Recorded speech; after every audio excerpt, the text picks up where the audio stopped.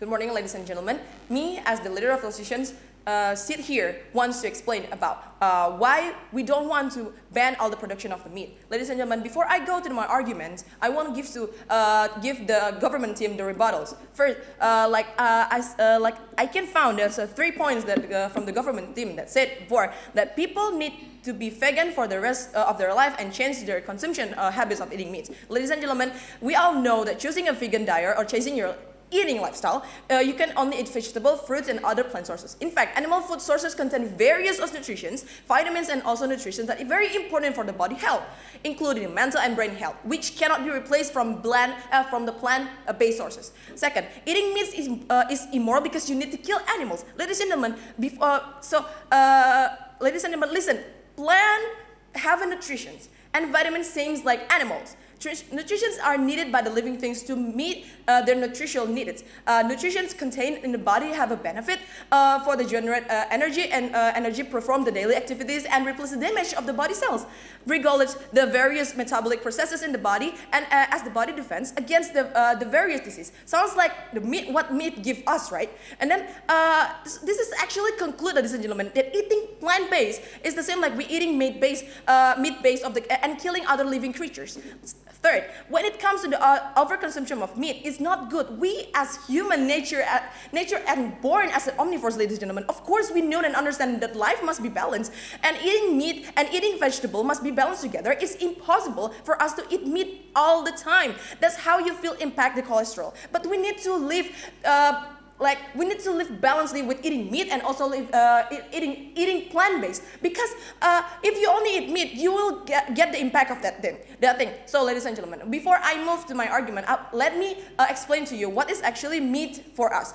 Ladies and gentlemen, meat is one of the most important food ingredients in meeting the needs, community, nutrition, and economic commodity that has a very strategic value. In addition, meat is one of the foodstuff of animal origin, which is rich in protein, iron, and several important vitamins, especially B vitamins. So, this is actually makes me want to give you my argument. First, plant-based diet is not for every people. Like the first speaker from the government team said, we need to live based on the plant-based products. So, ladies and gentlemen, plant-based diets or diet patterns is only eat plant-based foods are currently in vogue. This diet is actually the same as the vegan diet that was known before. Although proven the beneficial, people who follow the plant-based diet or risk the deficiency of the essential nutrients of the body desperately needs. What nutrition are meant and how to deal with them. A plant-based vegan is a principle eliminate all animal products, including meat, poultry, fish, eggs, and dairy. So, abandoning animal products, including eggs and chicken, meat, and even milk is not easy, ladies and gentlemen. Not only difficult for the temptations, but also risks of the lack of protection of essential minerals. So, the second argument is it's hard to make it even produce the plant-based product. Just like we all know, ladies and gentlemen, the food consumed by a vegan also needs to be modified, and you know that, right? This is done by a person that can begin enjoy the best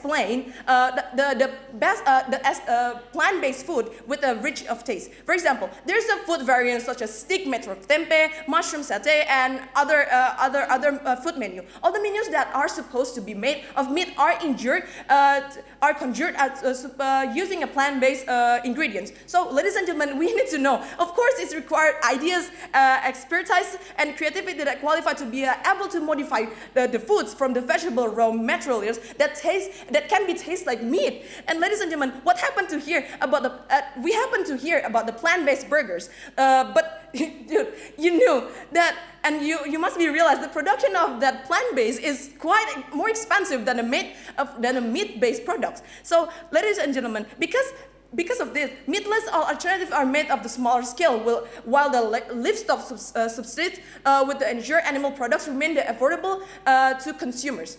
And the fourth argument, and the third argument is I'm gonna talk about it's also give and a negative impact for the environment. Ladies and gentlemen, there are few things to be considered when we think about food crops that we can increase the environmental impact. In fact, artificial fertilizers, for example, account for at least like 3% of the global greenhouse gas emissions according to the industry.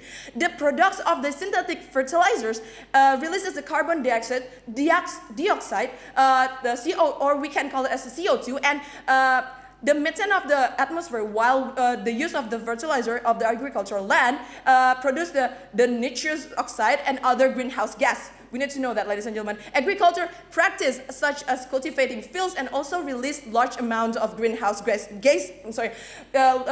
releasing a large amount of greenhouse gases to the atmosphere and help the acceleration erosions.